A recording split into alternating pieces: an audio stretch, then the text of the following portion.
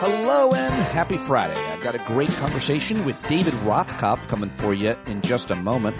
I should have Christian Finnegan joining me live at 10 a.m. today, and I will post that for tonight or tomorrow. I'm going to be joining Dino Bidala on SiriusXM's Progress channel tonight between 6 and 8. Thanks to everybody who came to last night's hangout. Thanks to all your kind wishes about the loss of our family pup, Indy, this week. It's been overwhelming and an embarrassment of riches to hear from so many of you that listen to the program, and thanks so much for listening to the show I posted yesterday with Dr. Jen DiTrapani, a veterinarian, listener, and longtime supporter of mine, and I had a great conversation, and lots of folks really liked it, and I am so grateful for that as well. If you want to rewatch or relive or listen to last night's hangout, we did it for about 2 hours. There were a lot of really big laughs, as well as always, a lot of very important points being made about very serious issues at the hangout last night, so check that out. But right now, let's jump to my conversation with David Rothkopf. I'll get back to the news segment next week, new and improved, because I've got some new, what they call imaging in the business, some music that has been submitted by the great John Carroll. So we'll relaunch the news segment, hopefully, with that next week. Probably not Monday, because I'm headed upstate for the weekend with the girls to hang out with my parents, celebrate my dad's birthday, 82? Is he 82? I don't know. Is he 81? How old? Doesn't matter. He's kicking ass, and we're going to spend the weekend with him. So I'll have a conversation with somebody for you on Monday. I'm just not sure if the news segment will be back early next week, and I'm all over the place next week as well with Jewel, I think. We'll see. So bear with me. I appreciate your patience and your support. I'll try to keep the communication open, let you know where I'm going to be and when and what you can expect. And I am so, so grateful to have your support. If you're not listening and supporting the show, please consider it now. Patreon.com/Pete Dominick. Also, join us September 5th through 7th at Farm Jam on Kevin Richberg's farm. Lots of folks coming. And if you want to donate to the fund because you can't make it, you can do that too.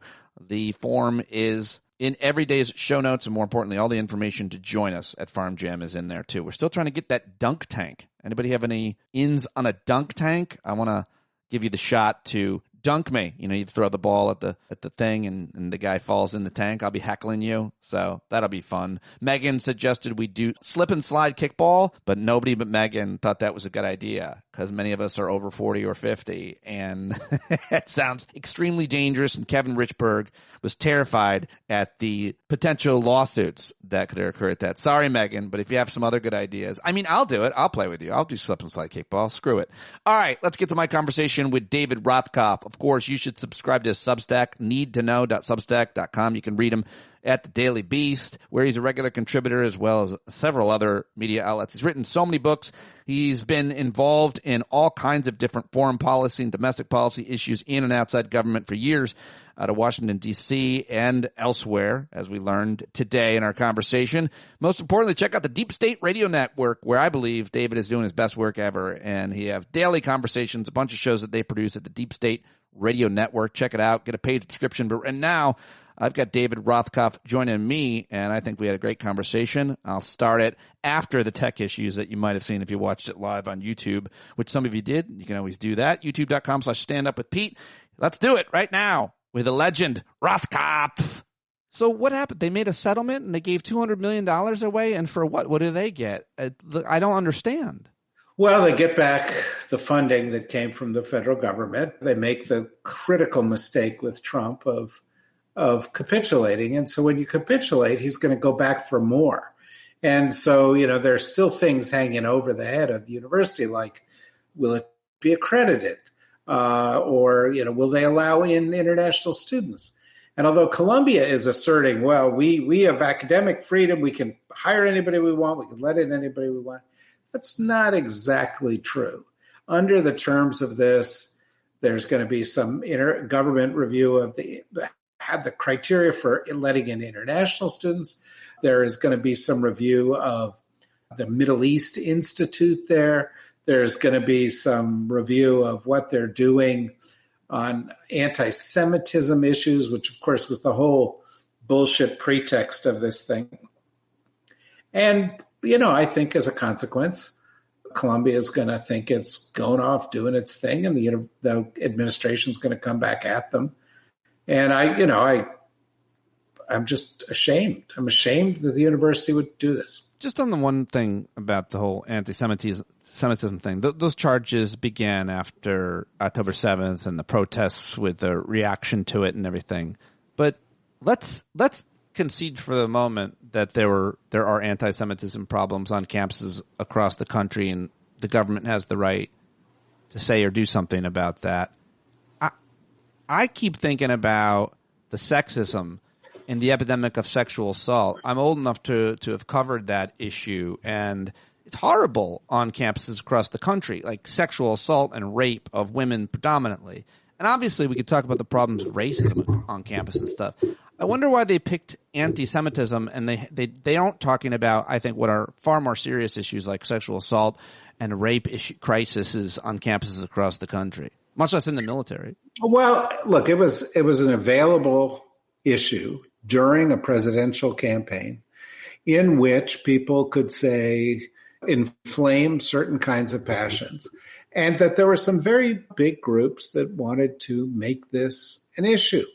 Yeah, I think your point is a good point. I would add to it that, the people who were out there protesting, for the most part, were not anti-Semitic. They were not pro-Hamas. They were people who were outraged at the slaughter in Gaza, and there were people who felt that Palestinians had rights that should be recognized. The people who were out there protesting, as it turns out, were on the right side of the issue. And the people who were pushing back and saying, how dare you go after Israel this way, they're on the wrong side of the issue. And, we're seeing this now, these hideous stories of children and others starving to death in Gaza because they're not letting through humanitarian aid. This on top of 100,000 people dead, on top of destroying the whole place, on top of trying to do the same thing, and sort of annex the whole West Bank. It's a head fake, but it was never about anti-Semitism. That was a pretext, just like going after Harvard and DEI was a pretext. What they want to do is control what's taught in the schools. What they want to do is make sure that teachers don't teach courses that they don't like. They're in the middle of a massive, unprecedented campaign to censor the United States, to end free speech in the United States. You saw it yesterday. The president announced his AI action plan, and he said that they're going to be policing AI to make sure that it doesn't contain woke ideas. I guess they can do that with that technology, right? I mean, it's not hard to do. Well, theoretically, but the question is, what do you do about what happens when AI says, "Oh, there was actually Black history in America," which they're trying to cut out of the high schools. Well, they're trying to do everything they can through their ideology and enacting it through Project 2025. They're doing what they said they were going to do in every element of our culture, of our life. We're talking about academia, and we can talk more about academia in terms of the precedent it sets for other colleges. But we obviously have to talk about media, networks, not to mention legal law firms. You mentioned. So I want to ask you just to weigh in on specifically the Colbert thing. With Paramount. Let me start with an overview issue, and then I'll dive into that. Start with an overview issue, please. Yeah, well, no, I just, there's a lot of talk, you talk about how the institutions in Washington are in crisis, or how the institutions in Washington have failed us, the Supreme Court or Congress, and clearly now the executive branch. I get it. The political parties, we have an institutional crisis in Washington.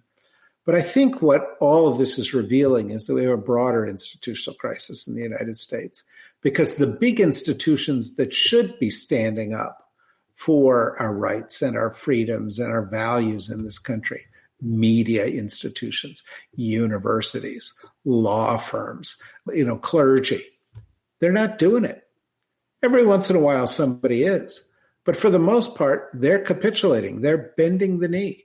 And every time they do, they take us a step closer to fascism. And every time they do, they empower Trump and they send a message saying your intimidation is working. And, the Colbert thing is a perfect example. where you have the owner of Paramount wanting to do a deal with Skydance that needs government approval, and the government saying, well, we're not going to approve it. I mean, somebody is saying it to them unless you sort of conform to certain kinds of values that we want and bend the knee. And so the first thing they did was that they signed it, cut a deal on the 60 Minutes lawsuit, which is groundless, but they did it because they thought it would get the government off their back. And of course, the settlement, the amount that they settled the 60 Minutes lawsuit for, is going to go to where? It's going to go to the Trump Presidential Library. It's almost a direct payoff. Oof. Yeah, almost a direct payoff to the President of the United States. Then, on top of that, that wasn't enough. And because this is always true, capitulation always gets more pressure. Then, Colbert said that was disgusting, and they bumped him off the air.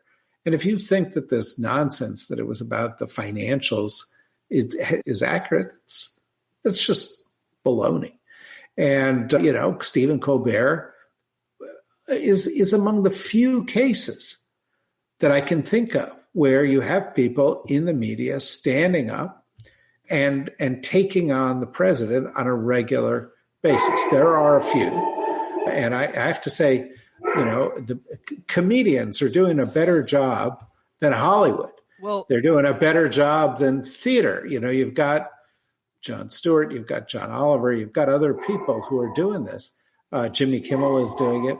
But I don't know about you. I'd be interested in your point of view. To me, I'm kind of struck by the relative silence of the entertainment community in the face of all of this.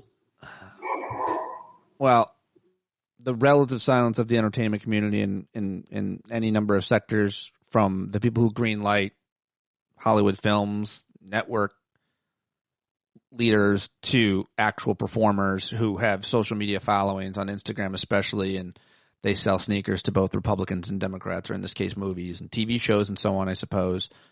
And it's been, I think it's fair to say, overall, there's not enough outrage and people are still waiting. I think it's shocking to see what's been so overt, specifically with Colbert.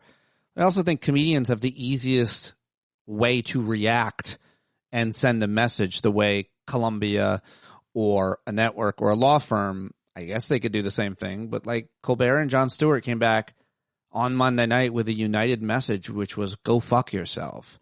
And I guess Netflix is not going to say that. I mean, when you're a giant company. But where's the art of parody? Where are the people who are making movies and TV shows? That they're not that many. There is one today, though. South Park. Did you see it? It feels like everybody has seen it, and now it's becoming this link where people are doing a bit where, have you seen this? And they're leading you to something else, and then you click it and you watch Trump with the AI. I hope everybody has seen it. If you haven't seen it, go see it and then share it. But what does that mean that those guys are doing that? That's the biggest FU, by the way. And I mean, they can be highbrow, lowbrow, but small penis jokes are the best thing you can do to a guy who's most concerned about such things, I suppose. Yeah, and there are multiple small penis jokes in it, and they're very funny. Yeah.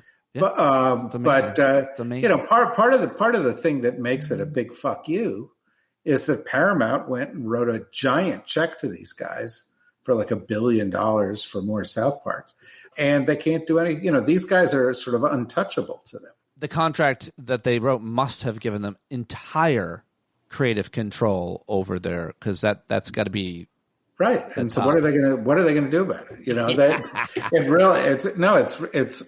It's really good. But so what do you make of it? So when you say that, and I was asked about this, I've been asked about this a lot lately, that, all these different institutions and people are cowering, and I fully agree with that. But the comedians really aren't in many ways. The top ones aren't, which is great. And if Colbert goes away, by the way, he comes back way more powerful than ever before, is my guess, because he's already way more powerful. As a result, he's going to be on the air for the next 10 months. You think they don't just shut it down? I think they won't, but we'll see what happens. Great. But somebody else will put him on the air. I mean, we don't know how exactly how that's going to play out. But for the moment, every time he says anything about Trump, it's a news story, right? Can we just say that's something that's not so controversial, but also true? Like, these shows are going away, all of the late night shows, because the format is no longer the relevancy it was. And so great for most of our lifetime, those monologues, I think I always look forward to those no matter who is doing them. And all the best comedy writers get together all day and talk about the news and give it to the front man, and he does it. I love that. But now Rothkopf is just as funny, which is probably why one of his daughters is a comedy writer. And so you can go on Blue Sky or wherever and do these tweets all day. And so by the time it gets like, it's kind of a dead format for that reason alone. There's so much great comedy. Colbert's going to do something a little bit different. I say he runs for president, but the bottom line is, just as an aside, like, those shows are all going away because of, for one, they are going away, and I think things have changed a lot because, frankly, it's better to watch that format on social media. I mean, just be honest, right? I mean, it's better. I think so. I watch the Graham Norton show in chunks on TikTok, sure, and it works, and I think.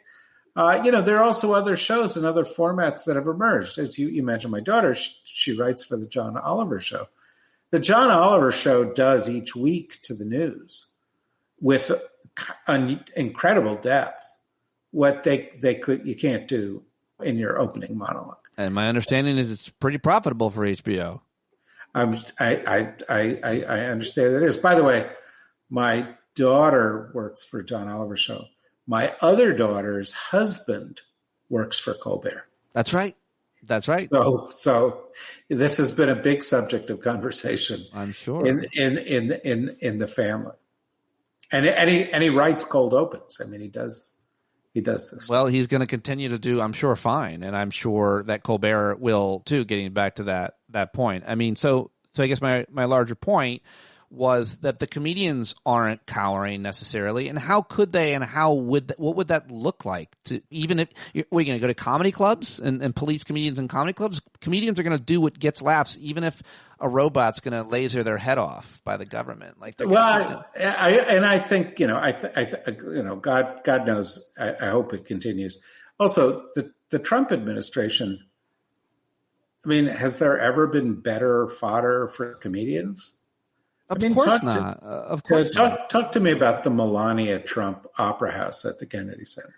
Well, it's also just like not only the jokes about it, but like the multimedia, like the cartoons you can do and the mashups you can do. And some of the funniest shit to me is still the impressions of Trump or Carolyn Levitt or anybody. And they're doing them everywhere. That's another thing on social media. There's one guy who's a Chinese guy who does Trump, who's like got this huge social media following. I gotta find it. And he's he's hilarious, and he just does Trump all the time. And the Chinese love this, and they find it hilarious. But the whole world. He's making fun of him. Yeah, because he's ridiculous. I just I think I found the guy.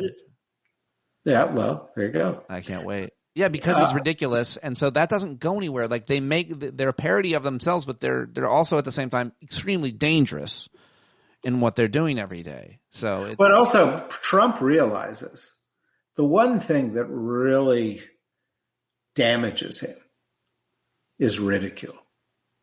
He's all about how does he appear, and is he a big guy, and is he a big man, and all this other kind of stuff.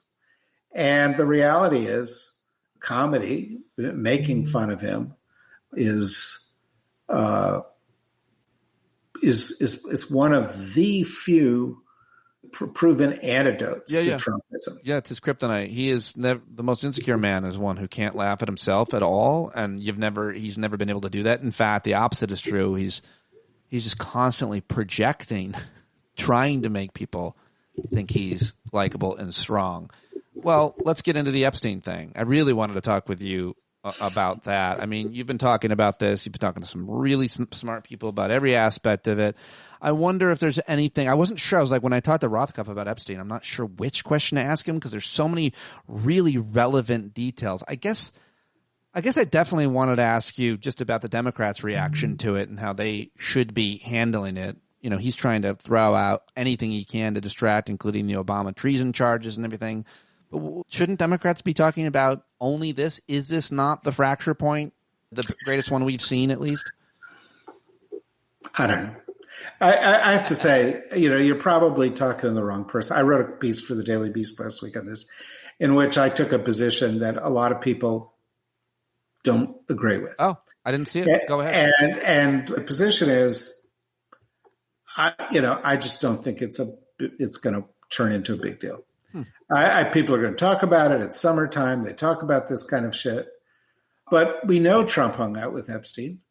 We know that Trump is a sleazebag. We know that he's been accused almost 24 times of sexual assault. We know that a judge said that that the decision that had been brought down on him was effectively a rape decision. We know that he steals national secrets. We know that he was impeached twice. We know that he was bankrupt 6 times. We know that he's a terrible person. He's the sleaziest human being who has ever lived. How the hell is the Epstein thing going to change that? Well, the argument is... There's a line at pedophilia. That's the argument. Well, maybe. But I think the bigger argument is, you know, that MAGA wanted him to bring them to bring this down, and wanted Trump to blow the lid off of this thing, and he's not following through, and that's creating fissures in MAGA, and that may have an impact on the 2026 election. Well, maybe, and if that's the case, great. But I got to ask you, how does this play out? So what? What if they release all this stuff? What's going to happen then?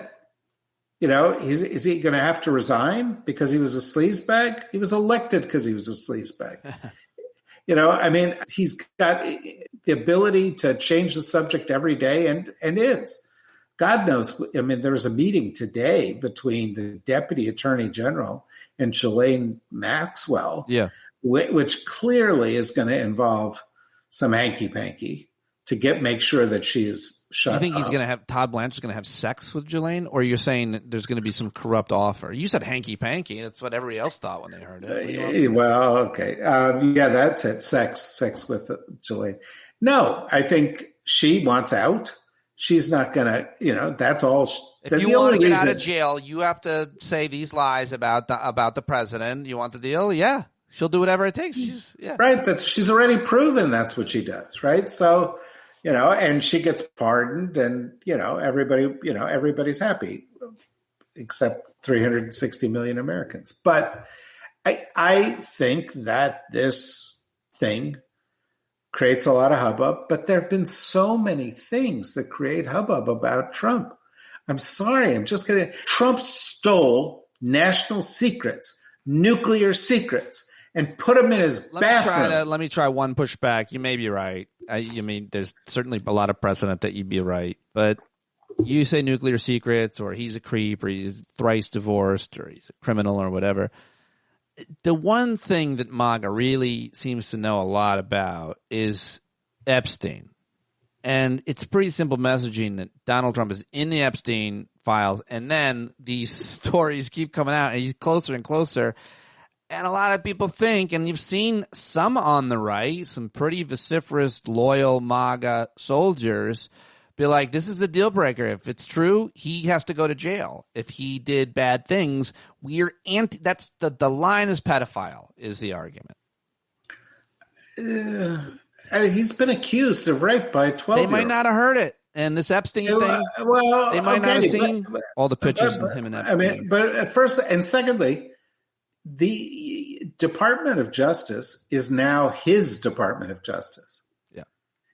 So who's going to prosecute him? Who's going to do anything against him? The Supreme Court's in his pocket. The Congress literally shut down in the middle of this, said, sorry, we're leaving because we don't want to talk about this. Yeah, that was, yeah. I mean, right? Yeah. So I think people are going to go get outraged and so on and so forth. Meanwhile, all these other things that are fucking freaky as hell are happening, and people aren't talking about it. Well, Alina Habba. Why is that so important that Alina Habba is no longer in the role in New Jersey? Well, let me just provide my own take. Please. Alina Habba was appointed interim U.S. attorney for New Jersey, right? She had the job for 120 days because that's what happens if you're not Senate confirmed. At the end of 120 days, the law says that the district court judges there either allow her to continue, allow the person to continue, or they pick somebody else. They said, no, we don't want her to continue. We're picking somebody else. They took a civil servant who was acting as her deputy and said, you will now be the acting U.S. attorney until somebody is nominated and confirmed by the Senate. Why did they do it? That's what the law says. Instantly, the administration fired the woman that they picked and said, this is judges meddling and that this is judicial activism and the president should be able to pick anybody he wants. Well, that's not the law. The law is the law, and the Department of Justice has adopted this line that whatever Trump says is the law. Right. If that's what happens, we're done as a country. We are a dictatorship, and the Congress doesn't stand up against it. The Supreme Court has, every time it's been put up to Trump, has rolled over and played Trump's way. And, I think, maybe these district judges will be the ones who stand up, and this may be an example. But in the same week, also to distract from Epstein, you have this complete nincompoop who's the director of national intelligence, Tulsi Gabbard, who's cuckoo for Cocoa Puffs, right? This woman does not belong as a bus driver, and much less the head of the U.S. intelligence community. And she stands up and says, Barack Obama, Hillary Clinton, Susan Rice, John Brennan, James Comey committed treason to come up with the Russia story. And they should be prosecuted. And never mind the presidents have immunity. They should be prosecuted. Oh, yeah. What about that? Presidents have immunity. Does Obama not get immunity because the decision came after? Well, no. He gets immunity. He gets immunity too, apparently. But the point is, they're accusing their opponents of treason based on a lie. There are 17 agencies in the U.S. intelligence community.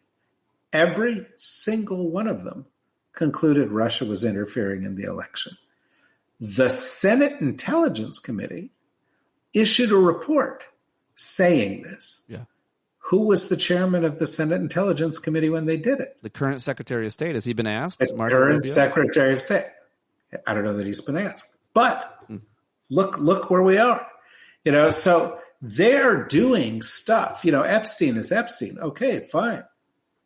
We're not going to learn anything we didn't know about Trump. But each and every week that he continues to behave this way, we're going to be less a democracy. We're going to be less a nation of laws. He is going to be the last word on everything. And on top of all of this, now you may say, I don't care, democracy, what is it? Doesn't matter to me. I work in the Kmart or whatever. We are falling behind the rest of the world on issue after issue after issue. People don't trust us. Going back to your prior point, we're a laughing stock. Yeah. This tariff stuff is going to be inflationary and crazy and damaging. We are collapsing in terms of global standing. Another thing I wanted to ask you, I disagree with all that. I think we're fine. I just wanted to push back. No, that's a great retort, and I think how can I argue with them? I think we're doing great. I think you're being hyperbolic, but yeah, okay. One of the things I definitely didn't. I don't understand this. I think you understand it pretty well. Issue around, I can't even explain it. The Pentagon, the Defense Department announced it's no longer going to work with think tanks, and apparently that's a very bad thing, and I don't understand what that relationship is, why it is, or why it matters. Okay, so let's take just a case in point. Apparently the triggering case in point. Last week, there's something called the Aspen Strategy Group, where you get national security people, military leaders, people from around the world. They get together every year off in the mountains of Aspen. They have all sorts of discussions about like what's going on in the world and what's important and so forth. And it's a chance to hear what other expert perspectives are. Every year, people from the administration go and participate in this. Whoever's in office, they go to the Aspen because it's a bipartisan group. One of the chairs of the Aspen Strategy Group is Condoleezza Rice, who was Secretary of State under Bush. Did you ever go to this? Oh, yeah. And so, this is an important thing. So Hegseth says, I don't want anybody to go because there are former members of the Biden administration there because it's tainted. It's not going to be fair discussion, and which is complete bullshit.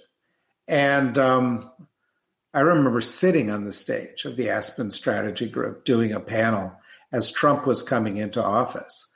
And one of the guys on my panel, David Petraeus, a former general, was just sitting there singing the praises of Trump. And how he would do a good job and all this other stuff. So it is a balanced format. But he's covered in so much glory, that Petraeus. Yeah, exactly. But here's the thing. A lot of senior military officials go to this thing and they get to talk to top, experts, and they learn stuff and they hear other points of view and they talk to people from elsewhere in the world. And this is how, you're in your job, you're head down all day long. How do you get perspective? Well, these think tanks in Washington convene events all the time that bring together experts around important issues. It's in the interests of the United States of America that the people who are decision makers actually get to sit and talk to experts with different points of view so they can learn what's going on. There's a phenomenon that happens in the national security community where in an administration, people only talk to each other and they start to think alike. Yeah. They don't question the decisions that are being made. They start believing their own propaganda. And that's extremely dangerous, particularly if you're in an administration where a lot of the decisions are based on lies or denial of science or denial of reality. And so this is just, it's putting them further and further into the bubble and making people who should be seeking best advice not do it. And by the way, it all comes from Trump because Trump, he doesn't want a National Security Council. He's got an acting head of the NSC. These are the experts in the government. He doesn't get briefings because he thinks he knows everything. There was a Wall Street Journal article or some article earlier this week that said somebody came in and explained something to Trump. And Trump said, people don't explain to me. I explain to them. Really? And this is this is a government of idiots, right? Yeah. Hegseth is an idiot. Tulsi Gabbard is an idiot. John Ratcliffe, the head of the CIA, is a hack. There is no head of the National Security Council. It's Marco Rubio, who's not an idiot, but Rubio has essentially said, I will say or do anything to be in the position that I'm in. I have no conscience. I have no spine. No, yeah. Hollow barrel. Yeah. I'm sure that whole relationship between think tanks and the federal government or local and state government even is not only true of national security issues, but it's true of environmental policy, health policy, everything. There's think tanks and nonprofits and people from the government, current active leaders in agencies across the federal government. They go to these events all over the country to hear from right? Exactly. Well, that's the point. Government officials don't go to these events just to deliver views. They go to listen. Right. At least the smart ones do. And it creates at least the idea of at least they're subjecting themselves to other elites' criticism, much less the public at large. Exactly right. All right. Well, I think we're in good shape, and I think things sound like we're doing well right now, is what I'm hearing. Well, if you're comfortable with where we are, Pete, I'm comfortable with where we are. Yeah. I think it's going to be fine. If you think, then I'm just going to go sit by the pool. Now, I don't want that because you got to keep putting stuff out. I took a couple days off and unplugged, and I went right to your timeline. And I mean, you have to keep working. I think you do great work. I just saw that you had my Lord and Savior, Dahlia Lithwick, on your show. Dahlia Lithwick is great. And we try to have her on every few weeks. National treasure, yeah. And she is a wonderful, wonderful woman. Who is someone else that you like? Maybe put you on the spot and I'll let you go. That you haven't interviewed that you'd like to have on one of your various programs? Is there anybody that you haven't talked to that you'd like to? You have pretty good access. Pete, I don't interview. I get interviewed.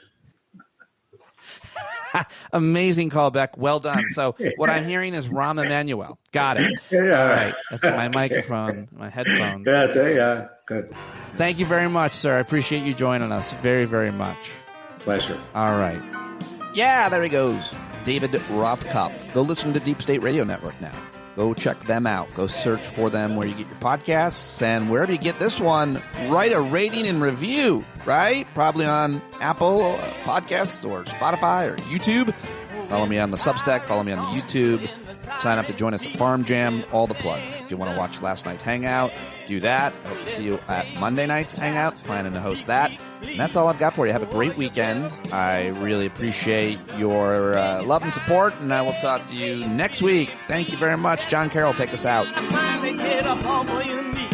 When you can't see the forest for the burning trees, you got to stand up. Hey, you've been sitting so long, you got the creaky knees, you got to stand up. Stand up. I think you're driving wheels with leaking grease. Boy, you better stand up. Stand up. Well, there's a whole lot more of us who know what's right. They'll keep right on ignoring us if we keep sitting tight. You got to open up the window to let in some light. You got to stand up. That's right. You got to rise up. You got to stand up. You got to stare the devil straight in the eye. We got to let him know it's his turn to go. See it clear when all you hear is a lie. So get up off of your butt, get down off of your fence. Even if it ain't a very friendly audience, well, they'll begin to listen when you start making sense. And you stand up. Stand up. No need to point your rifle to defend your town. Just stand up. Stand up. You know they can't deny you what you're laying down. Boy, you better stand up. Stand up. Show your face of every color, yellow, black, red, and brown. This is the place where every lost child will finally be found. There's only one thing to do before we stand our ground, and that's stand up. Stand up. Well, the founding fathers saw a land for all. They had to stand up. They had to stand up. They had a keen imagination for a crystal ball, drawing all the plans of a stand up. But all they had to go on was the time they were in, with other causes for laws, and since they weren't in sin, they knew that change was gonna come before the change would begin. They had to stand up. All right, they had to stand up. We got to stand up. We got to look the devil square in the eye. We got to let him know it's his time to go, and make it clear when all we hear is a lie. Why you lying awake wondering where the money all went? It'll be the cost of freedom that'll go unspent. And you can see him flee the scene of that experiment if you stand up. All right. We got to speak up, we got to reach up, and raise your voice in every way you know how. Don't be toes up, you got to show up. Ain't no better time to do it but now. No need to pledge allegiance to no wanton tribe. Rise up, show obedience. voice to the voice inside. And listen well and it'll tell you not to run and hide. It says stand up